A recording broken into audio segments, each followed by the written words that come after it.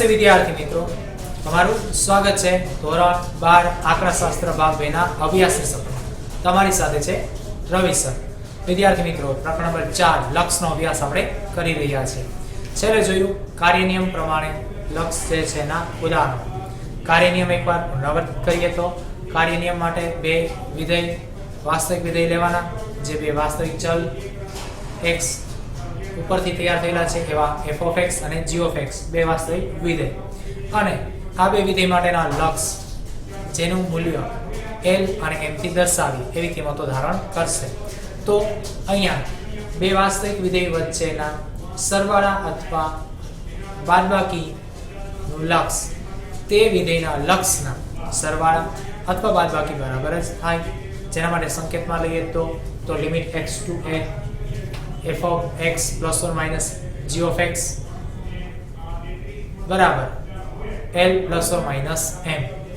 એ જ રીતે ગુણાકારમાં જઈએ અને ભાગાકારમાં જઈએ તો limit x to a f of x into g of x equal to l into m, એટલે કે બે વાસ્તવિક વિધેયો વચ્ચેના ગુણાકારનું લક્ષ તે વિધેયના લક્ષના ગુણાકાર બરાબર થાય.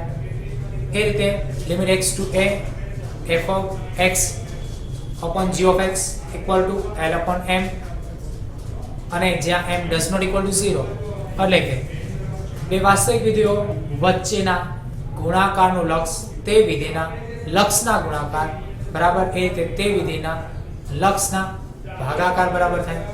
જો બે વાસ્તવિક વિધેય વચ્ચેનું ભાગાકારનું લક્ષ લઈએ તો તે વિધેયનું લક્ષ તે બંનેના ભાગાકાર બરાબર થશે, એટલે કે બે વિધેયના ભાગાકાર બરાબર જ થશે.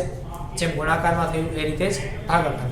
ચલો, અને અહીંયા ખાસ વસ્તુ છેદ m એ 0 થવો જોઈએ નહીં. નેક્સ્ટ, અચળાંક માટેનો કાર્ય નિયમ શું છે? તો કે વાસ્તવિક વિધેયનો અચળાંક સાથે ગુણાકાર લઈએ તો limit x to a k into f of x equal to k into l, એટલે કે વાસ્તવિક વિધેયનો અચળાંક સાથેના ગુણાકારનું લક્ષ તે વિધેયના લક્ષના અચળાંક સાથેના ગુણાકાર બરાબર જ થશે. ચલો, આ જ કાર્ય નિયમોનું સાર જરૂર પડે એવા નિયમથી આપણે આગળના ઉદાહરણો લઈ જઈએ. તો આપણે શું કરીએ? ઉદાહરણ નંબર 15 થી ઉકેલ લાવીએ. ઉદાહરણ નંબર 15 લિમિટ x to -1/2, એટલે કે 1/2 minus 2x square minus x minus 1 upon 4x square plus 8x plus 3 ની કિંમત શોધો. ચલો, તૈયાર કરીએ. તો પહેલા તો આપણું કામ શું છે ભાઈ? x to -1/2 છે, એટલે કે 1/2 છે. એ કિંમત અહીંયા મૂકીએ તો અહીંયા અનિયમિત છે કે નિયમિત એ તપાસો. જો નિયમિત હશે તો કિંમત મળી જશે, અનિયમિત હશે તો કિંમત મળશે નહીં. ઓકે, ચલો તો પહેલા શું કરીએ? 1/2 જે છે મૂકીએ, એને વર્ગ આપીએ તો 1/4 થશે. તો અહીંયા 1/2 જ વધે કેમ કે 2 ગુણાકારમાં છે. અહીંયા -1/2 એટલે પ્લસ થઈ જશે. તો 1/2 પ્લસ 1/2 એટલે 1 અને -1 એટલે અંશ તો 0 છે. જો x ને વર્ગ એટલે 1/2 ને વર્ગ તો 1/4 4 2 થઈ જશે 1 વધ્યો. 8 ગુણ્યા -1/2 તો અહીંયા 4 × 8 2 માઈનસ આવે છે. ઓકે, 3 માંથી જશે તો 1 તો 1 પ્લસ અને 1 માઈનસ 0, અંશ અને છેદ 0 છે. તો અહીંયા લિમિટ x to -1/2 છે, એટલે કે 1/2 છે. તેથી x equal to -1/2 માટે વિધેય 0/0 એટલે કે અનિયમિત છે. ચલો, વિધેય અનિયમિત હોય તો આપણે જાણીએ છીએ કે ભાઈ અહીંયા આપણો એક સામાન્ય અવયવ હશે કયો? તો જો તો તેથી શું થશે? 2 છેદમાં સામે તો અંશમાં -1 સામે તો પ્લસ ઇક્વલ ટુ 0. તો અહીંયા 2x + 1 એક શું થઈ ગયો? સામાન્ય અવયવ બરોબર છે. પણ આ 0 થશે તો અવયવ હશે નહીં, પણ આ શું થવું જોઈએ? 0 ન થવું જોઈએ. એના માટે આપણે શું કરીએ? અંશ અને છેદમાં અવયવ લઈએ, સામાન્ય અવયવ. ચલો, પહેલા અંશ 2x square minus x minus 1, 2x into 1, 2x જેના બે અવયવ છે જેની બાદબાકી 1x થાય તો 2x વર્ગ 2x ગુણ્યા 1x, 2 2 માંથી જશે તો 1 વધે, અંતિમ પદ માઈનસ મધ્યમ પદની નિશાની મોટા અવયવને માઇનસ માઇનસ પ્લસ નિશાની નાના અવયવ પહેલા બેમાંથી અને પછીના બેમાંથી સામાન્ય લઈએ તો અહીંયા 2x x વધશે માઇનસ 1 વધશે 2x સામાન્ય લઈએ પ્લસ અહીંયા કોઈ નથી એટલે 1 લઈએ તો x માઇનસ 1 સામાન્ય. તો સામાન્ય અવયવ કોણ છે? x minus 1. બીજા કૌંસમાં 2x પ્લસ 1 તો આપણા 2x પ્લસ 1 સામાન્ય અવયવ આવી ગયા. હવે છેદ તો છેદ કોણ છે? 4x ને વર્ગ પ્લસ 8x પ્લસ 3 જ્યાં 4 તેરી 12 ના એવા બે અવયવ કે જેનું અંતિમ પદ પ્લસ એટલે સરવાળો 8 થાય તો 4 તેરી 12 4 ને 3 7. ચલો અવયવ નહીં આવે તો હવે આગળ બીજા અવયવ 12 ના લઈએ તો 6 દુ 12 ચલો 6 પ્લસ 2 કરો 8 હા તો અવયવ બને છે 6 ને 2 તો પ્રથમ પદ 4x વર્ગ અવયવ આવ્યા 6x અને 2x પ્લસ અંતિમ પદ 3 મધ્યમ પદની નિશાની મોટા અવયવને આપી પ્લસ 6 અંતિમ પદ પ્લસ પ્લસ પ્લસ પ્લસ થશે પહેલા બે અને છેલ્લા બે પદમાંથી સામાન્ય લઈએ તો અહીંયા 2x સામાન્ય દેખાય છે કેમ કે 2 દુ 4 2 3 6 તો 1x વધશે અને 2 વધશે 2x પ્લસ 3 દુ 6 x સામાન્ય ગયા પ્લસ 1 સામાન્ય કાઢીએ તો 2x પ્લસ 3 ચલો હવે 2x પ્લસ 3 સામાન્ય લઈએ તો પહેલા કૌંસમાં 2x બીજા કૌંસમાં 1 તો 2x પ્લસ 3 અને 2x પ્લસ 1 બરાબર છે એ આપણો અવયવ. ચલો હવે આ અવયવ અંશમાં પણ છે એમાં સામાન્ય જો તો હા 2x પ્લસ 1 2x પ્લસ 1 તો આપણે સાદું લઈએ લિમિટ x to 1/2 માટે 2x square minus x minus 1 upon 4x square plus 8x plus 3 तो लिमिट x to 1/2 चलो x square minus x minus 1 ना अवयव x minus 1 बीजा कौंसમાં 2x plus 1 चलो छेदમાં 4x वर्ग प्लस 8x प्लस 3 ना अवयव 2x plus 3 2x plus 1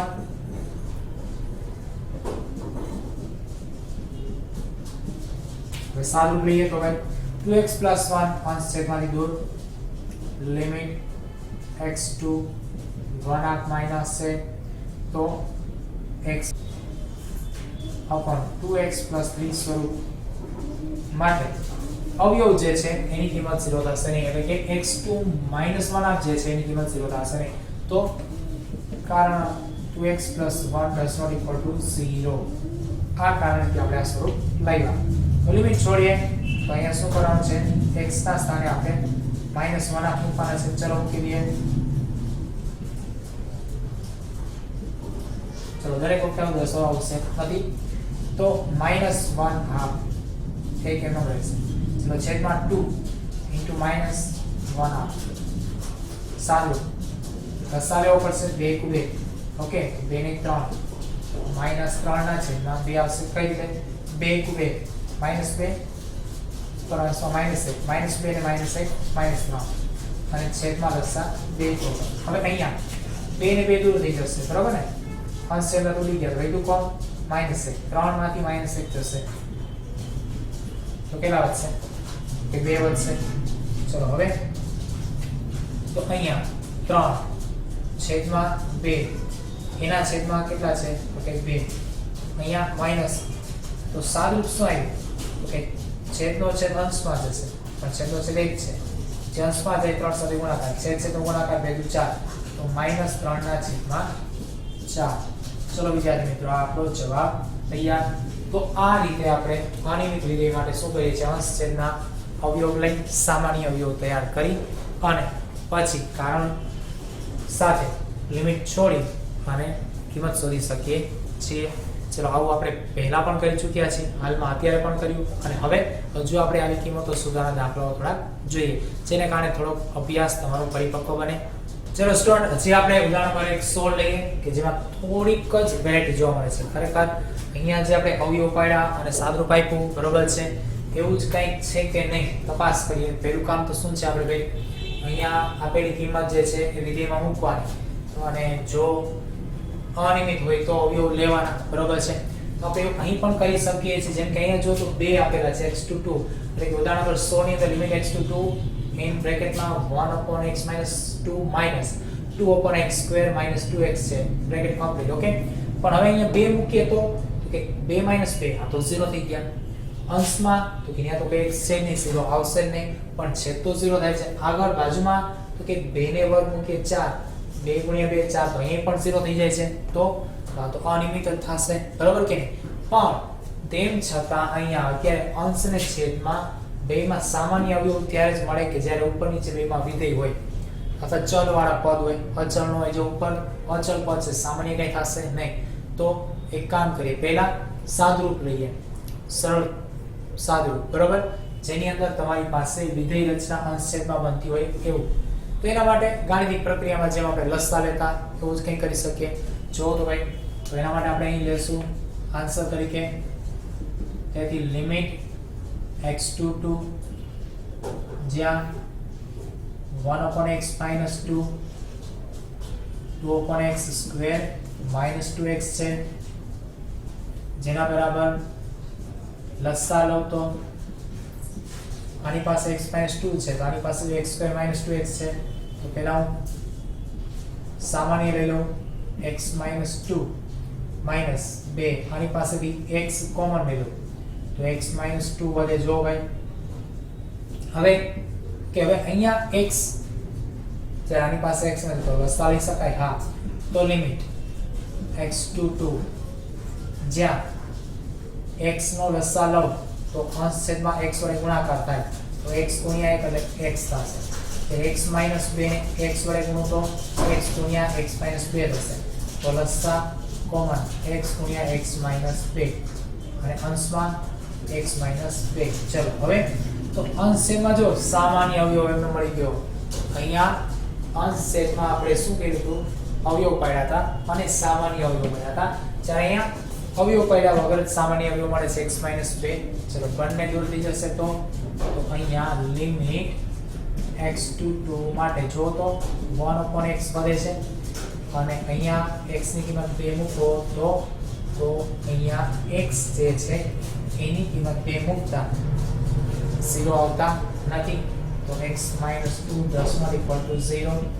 okay, અથવા x does not equal to 2 એવું લખી શકીએ છીએ, બરોબર, જેને કારણે અહીંયા લિમિટ છોડીએ તો 1/2 એ આપણો જવાબ.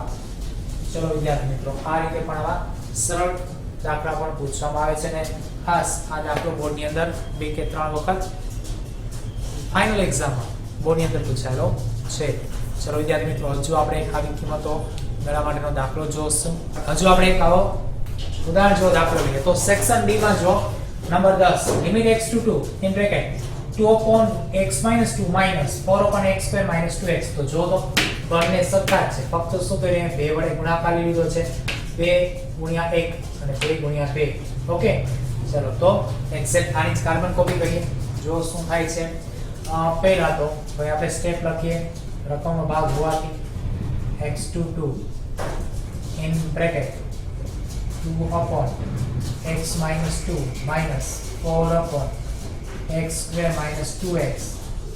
તો હવે અંશ અને છેદમાં સાદરૂપ માટે પહેલા લસા લઈએ તો x to 2 લસા માટે અહીંયા x સામાન્ય જોશે તો 2/x - 2 minus 4/x in bracket x minus 2. Okay, next limit x to 2. ચલો હવે આની પાસે x છે, આની પાસે નથી તો 2 અને x - 2 ને x વડે ગુણીએ તો 2x. અહીંયા x ગુણ્યા x - 2 તો છેદ કોમા x into x - 2, જ્યારે અહીંયા -4. હવે ફરીથી આપણે સાદું આપવું પડશે.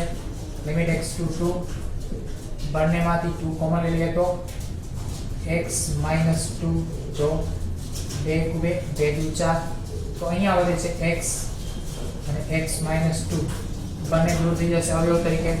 તો limit x22 to upon x અને અહીંયા okay because x minus 2 does not equal to 0 તો કિંમત મૂકે x ની 2 ભાગ્યા 2 એટલે 1 તો 1 આપણો જવાબ. ચલો વિદ્યાર્થી મિત્રો તો એકદમ ઉદાહરણ નંબર 16 ની કાલમ કોપી જે હતી એ સેક્શન ડી એની અંદર 10મો દાખલો. તો ચલો તો ફક્ત શું કર્યું ઉપર જે છે 1 અને 2 એને 2 વડે મલ્ટીપ્લાય કરી દીધા, બાકી છે રેમન રાખ્યો તો આન્સર એટલો થશે પણ બમણો. જો અડધો હતો તો 1 થઈ ગયો કેમ કે ઉપર 2 વડે ગુણાકાર લીધા હતા. બાકી x તો અનુલક્ષી કિંમતમાં 2 ધારણ કરે છે. જો x22 અહીંયા પણ x22 ઓકે. તો વિદ્યાર્થી મિત્રો એકવાર પુનરાવર્તિત કરી લઈએ. આજના ઉદાહરણમાં ઉદાહરણ નંબર 15 હતું, ઉદાહરણ નંબર 16 અને સેક્શન ડી માં દાખલા નંબર 10. ઉદાહરણ નંબર 15 ની વાત કરીએ તો જ્યાં x ચલે છે -1/2 જેના માટે વિધેયો છે 2x² - x -1/4x² + 8x + 3. અહીંયા કિંમત અનિયમિત છે. x માં 1/2 માઈનસ કિંમત લઈએ ત્યારે તો વિધેય અનિયમિત હોય તો આપણા માટે અવયવ કોણ છે? તો કે અહીંયા સાદું વાક્ય 2 છેદમાં છે સામે લઈ જાવ ગુણાકાર -x સામે લઈ જાવ પ્લસ તો 2x + 1 આપણો સામાન્ય અવયવ હશે. એટલા માટે અંશ અને છેદમાં અવયવ લીધા. તો અહીંયા 2x² - x - 1 માં અવયવ આવ્યા 2 ઉભે તો સામાન્ય 2x લીધા અને 1 લેતા સામાન્ય તરીકે x - 1 અને 2x + 1 અવયવ તૈયાર. છેદમાં 4x² + 8x + 3 છે.